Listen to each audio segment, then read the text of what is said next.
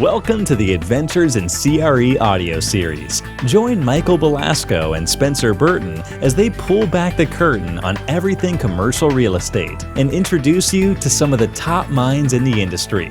If you want to take your skills to the next level and be part of a growing community of CRE professionals across the world, this is for you. Hello and welcome back to the Adventures in CRE Audio Series. Today, we're sticking in the theme of technology, efficiency, streamlining, and as chance would happen, we're talking about asset management primarily. So we've got co-founders Kyle and Senecca on today with Dottid. Did I say that right? Dottid? Yeah. Well done. Cool.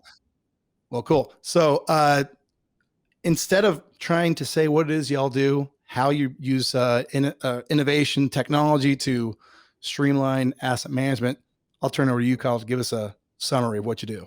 Cool, Sam. Thank you so much. Yeah, quickly, Dottid is really it's really an asset management workflow platform. So if you've ever heard of Asana or Trello or Monday.com, we took a lot of the elements of workflow and project management type software, so tasking and due dates and reminders, etc., stuff like that.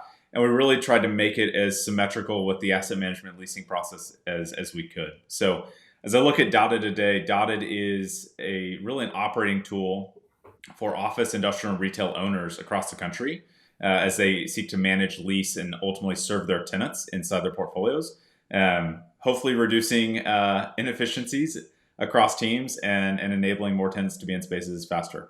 Wow.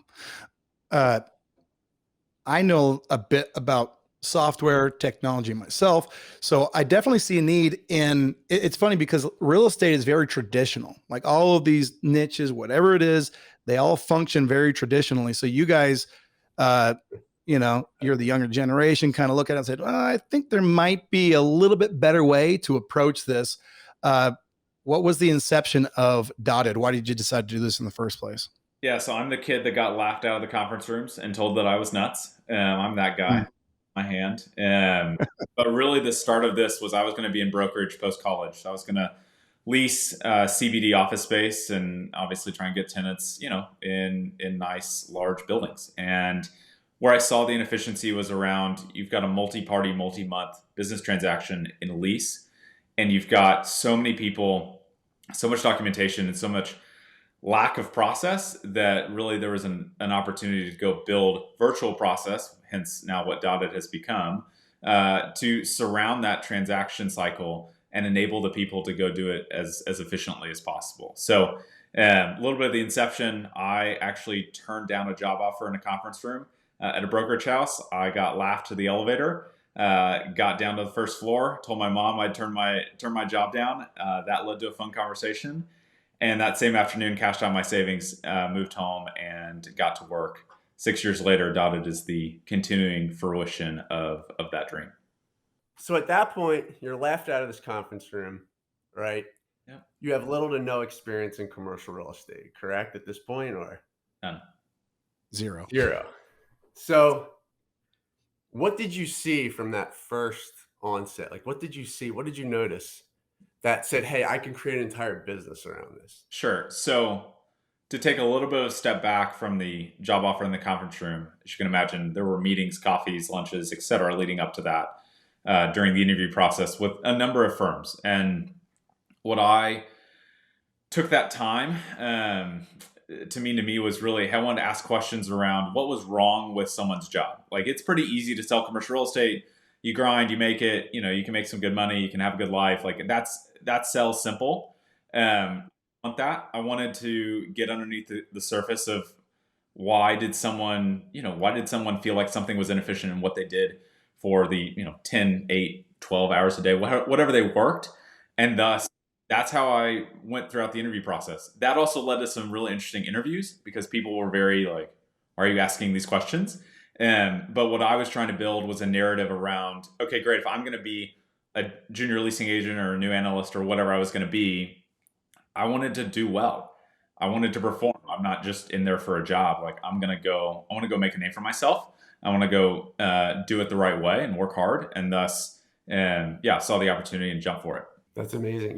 This this space, and I know this because of my past history at my previous company where, I was CEO of this company and I was charged with optimizing basically from closing to managing to selling, optimizing this process. And we realized there's such an opportunity here because where people traditionally think value is created, it's in the deal making side, right? Like real estate, it's so transactional that people neglect, and a lot of the work gets pushed down from the more senior people to the more junior people. But there's a lot of money and resources that are being wasted here, and you don't really realize that when you're 10,000 feet. And a lot of executives, their minds are up there, and so junior people coming in can see it. It's so great to hear you talking about this, because coming in as CEO, having a team we looked at everything, technology, how to templatize things. Sure. We looked for all these inefficiencies. So,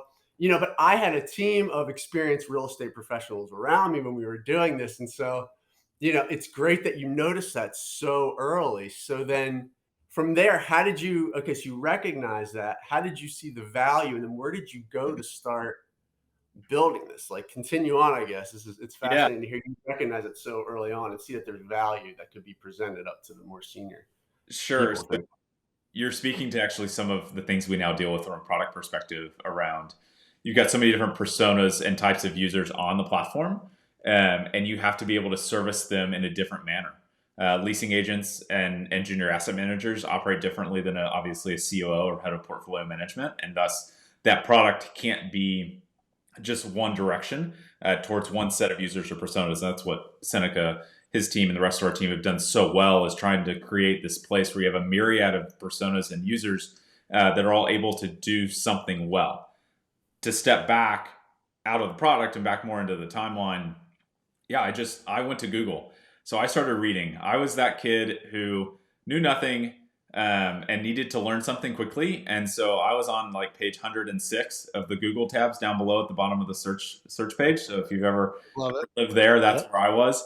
And I was trying to pull, firsthand documentation, any leases I could get my hands on.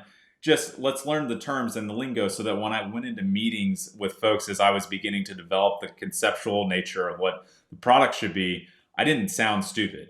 I'm sure I sounded plenty stupid, but I didn't want to sound all the way stupid. And so that's really what happened for, frankly, a couple of years as I was kind of writing out the plan for the business. Ended up coming up with like an 80-page binded, labeled, like business plan, summary, whole go-to-market strategy, whole pricing model. I actually drew out the first set of screens for the product on yellow legal pads. And I knew what I wanted. But then there's this whole thing called capital that you have to have to go actually build a product. And so, to really fast forward the timeline, in summer of 2018, after a number of deals falling through and not coming to fruition, et cetera, we got the first round of funding done from 6 investors. And that funding was basically off a napkin. There was no screens, there was no product, there was no team, there was no anybody except me and my binder and yellow legal pads. And then what's been really great is we look forward. Senecca has been the unbelievable technical back end to me, where I can go speak out front, and I tell Senecca, hey, we need to go do this. And Senecca has been able to take his experience, his knowledge, and his desire for digital transformation in this space and really make it come alive. So it's been a really neat partnership. Excellent. So Senecca, you're on this call. I'd love to hear how you guys met, what your primary function is in the space, and then we'll get back in. There's 2 pieces here. There's really there's 3. There's like this real estate piece, there's this technology piece, and there's this entrepreneurial piece to this whole story that I think is really fascinating. But Senecca, why don't you just give us a little bit of a background? I'd love to hear more about your I guess where the story kind of really picks up is at the time Dottid was being founded. Basically, I had a managed services firm, and so the company was actually setting up its first kind of infrastructure. And so or my managed services firm at that time actually set up the cloud for Dottid. Just put their presence in AWS. It was a third party that was going to start developing. And so for us, it was just kind of like, hey, this is our starting point. We did a job. and this third party is going to come in and develop, and we're on our way, right? Kyle at that point kept making tracks and pushing the company forward. At that point, I wasn't involved. I kept pushing the organization I was working with. Ultimately, sold that firm and then went back into the industry. I worked for a company called Veridesk. They're now called Veri. They make stand-up desks, and I was working on their kind of global e-commerce platform. And from There's that, one right there behind me. there you go. There you go. There's tons of them in our office. We kept that part of the relationship. Nice. So, but yeah, I was working for them, and then we rolled that out, and ultimately at that point landed at Toyota. I got a call from Kyle, couple of about a year or so into into the Toyota journey, and he was like, "Hey, you want to come over and work in commercial real estate?" And I was like, "Absolutely not." Like, what's there? Like, there's not any technology in the space. And so we just kind of joked and laughed. And as he laid out just kind of like what the business and what the initiative kind of was going to be, I sat back and I thought about it and said, wow, this is actually right up my wheelhouse. And so what I told him on that conversation is I just sat back and thought about it and said, hey, this is kind of an Uber and a Lyft inflection point. If you really think about it, ride sharing was there way before Uber and Lyft. You had them in the form of taxi cabs, right? You'd call back dispatch if your ride didn't come. What they were able to do really is just create a platform and take out some of that inefficiency and put the power back into your hand. And as I thought about that, as he explained the process of how commercial lease transactions and things like that were done, I said, this could be game changing if we get it right. And so signed up and jumped on board immediately. And if I might jump in here a little bit, I mean, that's actually a very concise and articulate explanation of what all of the podcasts, I think it's been like the last 3 or 4, we're all talking about how we're using, different technology stacks to streamline things, get rid of inefficiencies. And again, real estate is riddled with inefficiencies. It's been done a certain way, person to person, paper, a lot of different things. I would like to understand a traditional asset management, function, like what a company looks like without Dottid. Sure. And then I'd like to see what it looks like with Dottid. Like what specifically hours of the day, time, what are you doing? What kind of like tangible things are happening differently with Dottid? So maybe if you could say the before state and the after state with Dottid. Hey, Senecca, I'll handle the before and you handle the after. Go for it. So on the before state, I look at asset managers as the financial stewards of the asset that they are over. So obviously asset managers, leading portfolio managers have a collection of assets, et cetera. And really their whole job is to make sure that the asset is ultimately performing well. Well, to perform well, you need the space to be leased. That's number one. That's the basis of all cash flow and all real estate. It's not leased, is not making any money. Okay, great. So asset managers' communication and collaboration with their leasing teams, both internal and third party, is crucial. So on a before state, typically that would be done through email and Excel, and you'd get periodic updates from leasing agents that hopefully are taking potential tenants on tours, or hopefully are engaging the market to find tenants. But it also goes past that. It also is about, hey, when did we restripe our parking lines out front? When did we elevate the look of our lobby? What are the 5-year capital expenditures that we need to be aware of? And again, that's all been traditionally done. Post-it notes, legal pads, emails, Excel, you name it. The very kind of archaic and manual processes. What Dottid is seeking to do, and where Senecca will get to, is make that into a virtual location to get it all done. I think for the after state, or with Dottid, what that process really looks like, honestly, is being able to wake up and see exactly where everything lies in a single platform. The idea is when I wake up in the morning, I should be able to, open up my laptop or open up my cell phone and basically see, hey, what's the amount of space that I'm responsible for? How many deals have been moved? What tasks are still left on this deal to push it forward? I mean, the real idea is that we walk around with these kind of mini computers in our pocket, and yet we're still, placing phone calls and sending faxes and things of that nature. And the real question for me when I came into the industry was like, wow, this really doesn't exist in a lot of other industries, the way that things are done in commercial real estate. I think my first question was, why are there so many people to get something done? And so I always joke and tell people coming into commercial real estate, I think I was just a little um, thrown off just by the sheer manpower that it took to get things done. And so what we look at and how we look at Dotted is that our job isn't done until pretty much 100% of the process can be done within the platform. If you have to leave the platform for any portion of the deal, then we haven't completed that life cycle for you, right? You should be able to take an inquiry right there because someone is interested in a space. You should be able to move that deal forward, convert that inquiry to a deal, and then basically have a set of tasks that you can actually run through to facilitate that that lease. But the other piece of that is that it needs to be highly repeatable. There's a human capital piece to bringing people on board, and by having templates and structures and things of that nature, you should be able to go and bring another person on board and put them in Dotted and say, hey, this is the process on how we lease space in this particular building, right? Here are our tasks. They should know what 100% where they lie in terms of the things they need to do to accomplish the lease and move the deal forward. But more importantly, everyone should have visibility as to where that deal stands. And so that's really the end goal, is to bring what I would say visibility to the deal in order to have people facilitate meaningful actions off of the information that's in the platform. Awesome. It's funny to hear you comment about, I've had this experience multiple times where new entrants into commercial real estate have the same response, like, why is it done this way when they're in, especially people coming from tech or heavy data background, like they're in a different industry and they come in and it feels archaic. I've seen it over and over again. I have firsthand experience, just new people I've worked with just come in and just, so, it sounds like one of the biggest pain points, I think, and I'll sum it up in a word, is redundancy. Now, redundancy can be good and it can be bad.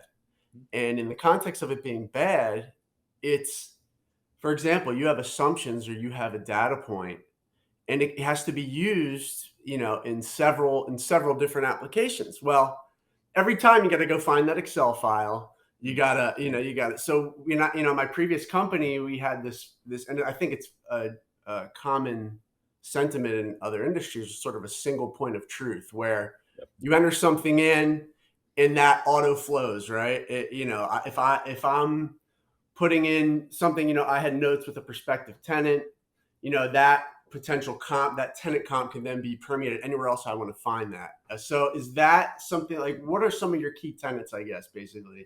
It's really where I'm heading at, that helps shape Dottid. Like, how do you guys operate? What's sort of a framework philosophy? Yeah. You want to take, I think one of the things that has been big, and again, I'm a kind of a storytelling person. So when you think about, some of the things that are in the platform, one of the things that we focused on was approvals, right? There are so many times that, certain paper, you've exchanged different versions of a document, right?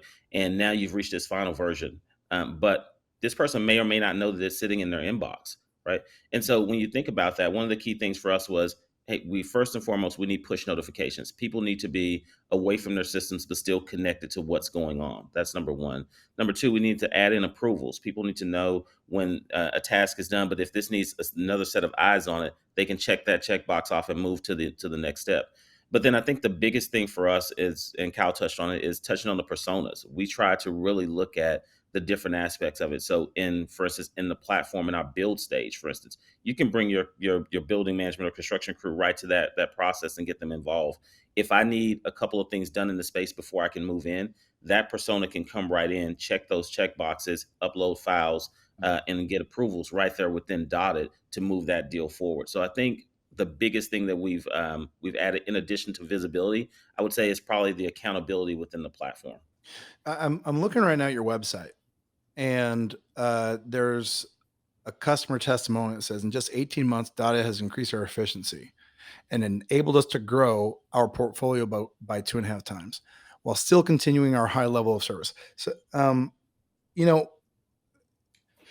CRMs, you mentioned Monday.com, these different platforms. The whole idea is, as a project management, streamlining tool, the whole idea is to remove redundancy. We talked about good and bad redundancy, but just to make it so the people can do more of the people things, and the things that are repeatable can just happen automatically.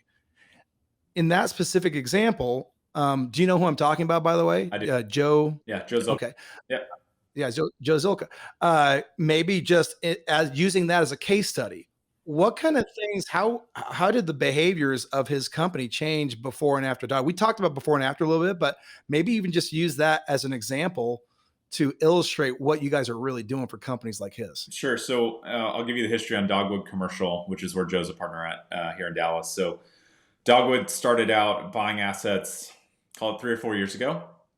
They're actually one of our first clients. So they've seen us from infancy actually now to, really an enterprise level product currently at the state we're at. And as they were buying assets and putting assets on Dottid, they were obviously also hiring people to go manage and lease and property manage and do all the things. And so one of the things that Joe and I frequently discussed was, how do we do more with less people? Because more overhead is kind of less money in everybody's pockets, as is familiar with everybody in real estate. And, how do we start streamlining, to your point, how do we start streamlining the basics to make sure that those basics are automatic and they're not thought about?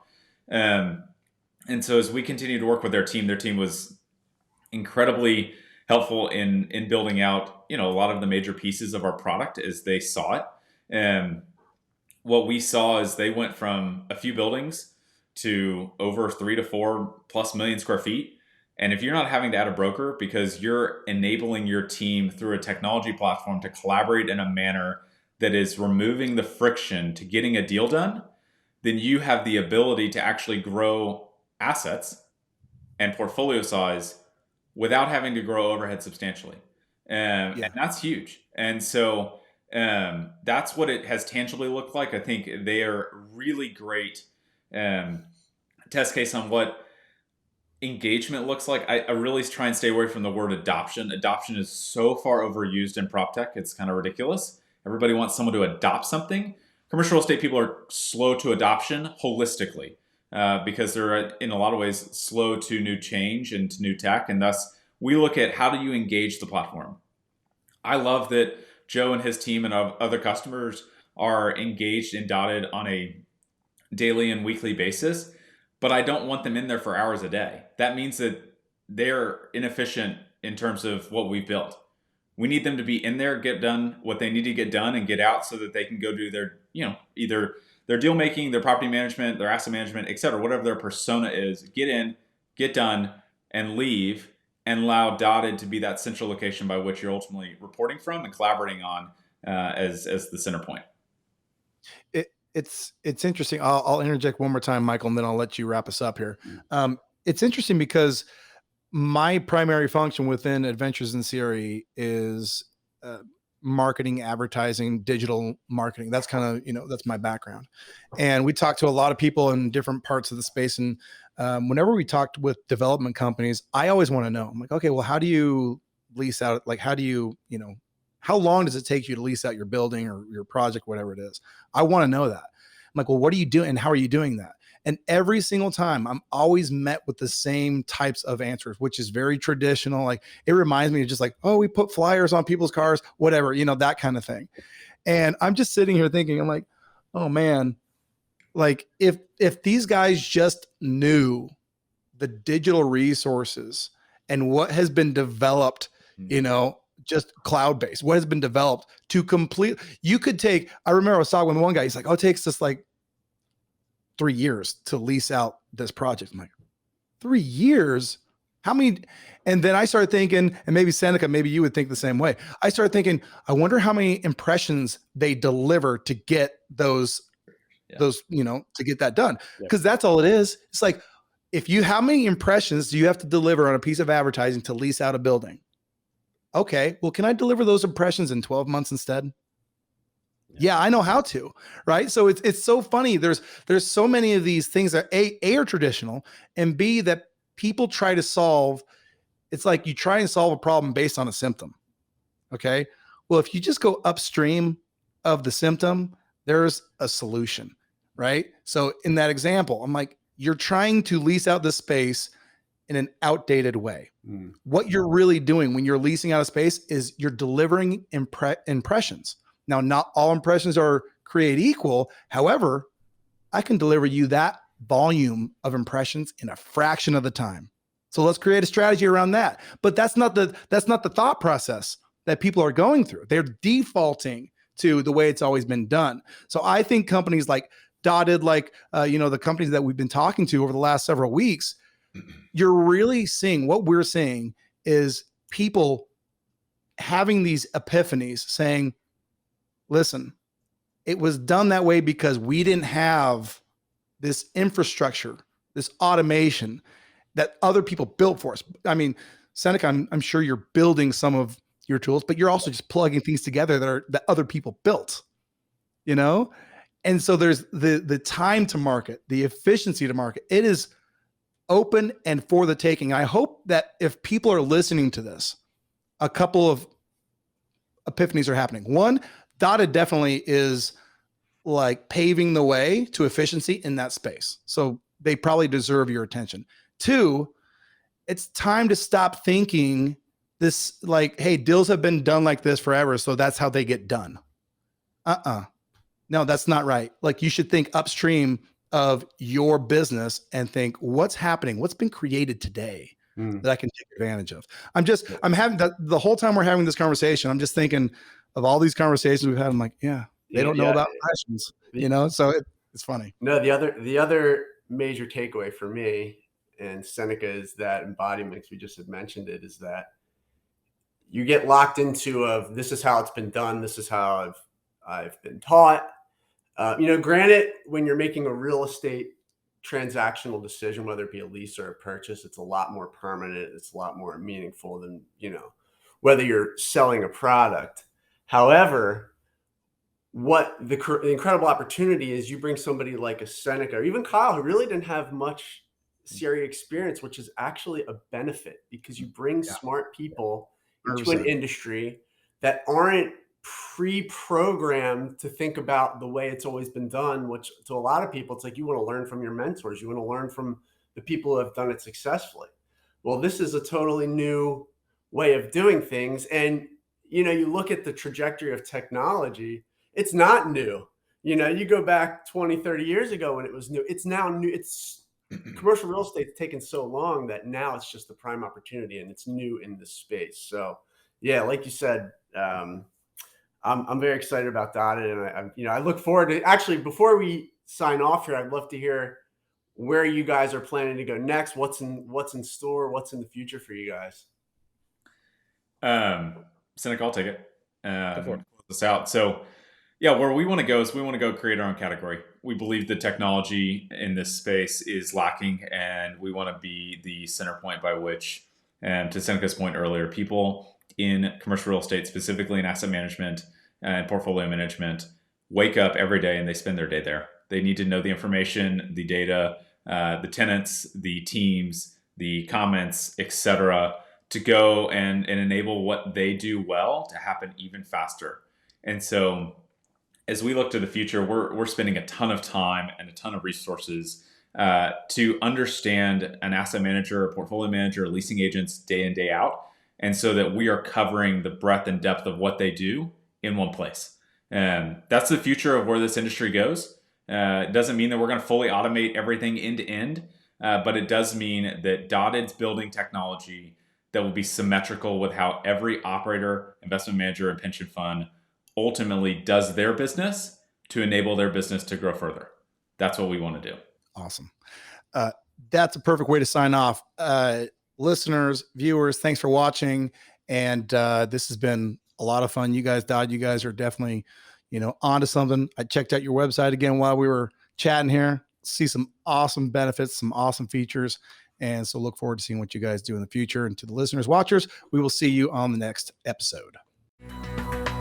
Thanks for tuning into this episode of the Adventures in CRE Audio Series. For show notes and additional resources, head over to www.adventuresincre.com/audio series.